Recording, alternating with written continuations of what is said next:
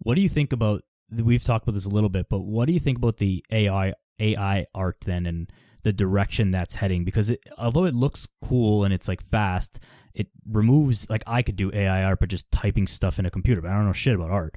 Like it doesn't make me an artist, although I guess I produced it. So what do you think about that now that you're kind of on the inside? I think and this is a huge touchy subject, of course, because that brand new AI app came out like a couple weeks ago, and now being in the art world, it was like one of the first topics that everyone was talking about. There's kind of a lot of arguments at play within this same kind of topic, right? So AI art, there's a couple ways we've got to look at it. One, how was that AI app created? Because the biggest problem was that a lot of those AI apps are created. The app creator, the producer, the developer takes a bunch of artists' work, enters it into the app so it can learn it, recreate it. That artist has never been credited or paid for that work. So that, in a sense, is basically like theft or the copyright infringement kind of argument that is being talked about. The other argument is also the capitalistic argument, in that a lot of these apps are just being created by people to make somebody really, really rich and then disappear. Because that app, right? I don't know, a million people around the world paid $3 for it. That's $3 million. And then they took the app off the market and it's gone. But that theft originally has still occurred towards that artist. Now, on the flip side of that, there's also the argument, as always with anything, video killed the radio star, right? The next technology always overtakes the technology previous to it. In this sense, I think, as with anything, right, like we have access to all this technology. You're able to create a high quality, professional quality podcast using an app. That's AI that's built it or some component to it. So there's a lot of arguments to be made about AI art in terms of like helping somebody convey an idea. If I have an idea that I need to get across to people and I could type it into an app. It'll give me a visual creation of what I'm trying to portray.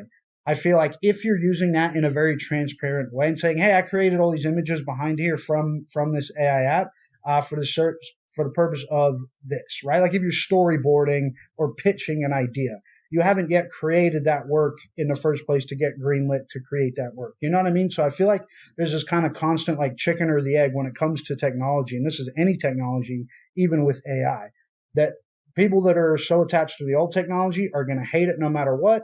But then there's always going to be a component where the new technology can or may have a positive impact as well, right? So you can never kind of quite black or white, yes or no anything.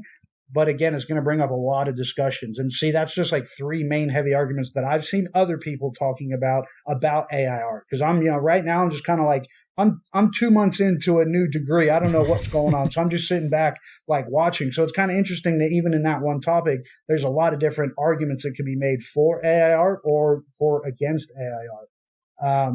But I think the one thing that they've got to like come to an agreement, and all you would need to do is, hey, the creator and developer of this app is going to pay this artist to use their artist to train their AI to then create this. I think once we get to that point and we have that process, then I don't see a huge problem with it, right?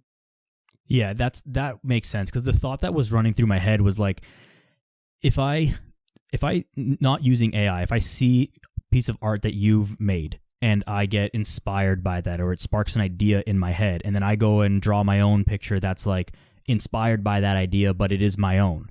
Is that really theft, or is that inspiration? And inspiration has always been around, and I'm not sure that it's illegal. But I guess if you're directly using, artist Joe Smith's art to train your AI app, and then all of the app or all the art from that app is then derived from Joe Smith's art, then that is different because you've used his art as a training tool for your AI. But then I guess maybe the way around that is like, well, we didn't use just Joe Smith's. We used 5,000 artists from around the world to train our thing. Mm-hmm. And then the thing puts out its own version of it. So maybe one way artists could capitalize on it is, you'd obviously need some tech person on your team to do this, but like you create your own AI app so that people can create art in your image. And a lot of them are, sorry to interrupt. I think a lot of them are starting to do that now. They're creating their own apps.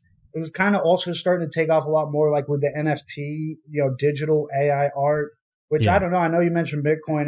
That's kind of like come and gone, especially in the art world. Like nobody's really talking about NFTs anymore. It's like they all came and people made money, people lost money, and now it's not even like an afterthought, because a lot of AI apps were I think, initially created so people could just pump out, hey, I made 50,000 NFTs, in a day. It's like, what? How did you create 50,000 pieces of art in a day? Like, that's not humanly possible, right? Like, Yeah. I think another thing too, it really depends on what you're using it for, which for me goes back to, again, like in intention, which I know we've talked about, right? With like, steroids and stuff like that. What's your intention of cheating, your intention of healing, your intention of utilizing a technology at your service to create a benefit for you, right? Whether it's a benefit for your health, benefit for income, benefit for whatever.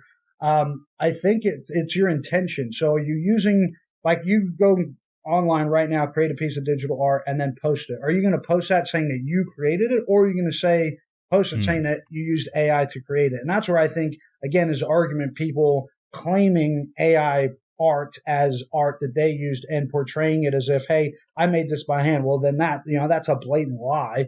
And that's not quite the case. I think, because like I can look at AI art versus somebody like, an artist or a cartoonist. I could literally tell the difference almost every time, which one's AI art and which one's actual artist art. So for me, and if I'm buying art or paying for something, I'm going to go straight to the artist and get something original from the source. So, there's always going to be that tricky gray area. There's always going to be people that, use things for good and use things for bad, right? Like we're talking about AI art, or we're talking about, defense data technology from our cell phones. I don't know. We're talking about the same thing, right? Yeah. I think there's always going to be a place for that personalization and that human touch. And the same thing, like there are AI coaching apps for fitness that are coming out now. And it's like you can just, you plug in your stats or your whatever intake form questions, and it'll just spit you out a program. And like, honestly, the program would, for most general population people, would probably be just fine. But it wouldn't have the ability to, or maybe it would, but maybe not yet, the ability to innovate on a dime, or, oh, I have this weird issue, so don't use this exercise, or like the motivation aspect, that like that one, you drop that one quote in their mind that really makes them stick to it. It wouldn't have that. So it can help automate some of the things, but there's always going to be that drive towards a human thing. And I think that as we go into the more like AI metaverse world, I think there's going to end up being a premium on real world experiences, actually going on vacation to places, seeing places, actually getting a piece of art or a carving that was done by a real human versus just generated by a AI and a 3D printer or something like that. And it will always continue to circle back, because that is a finite resource, which we can't just infinitely produce, and that artist eventually will die. Whereas the AI thing would just, bump out 50,000 photos in a day and like, no issue.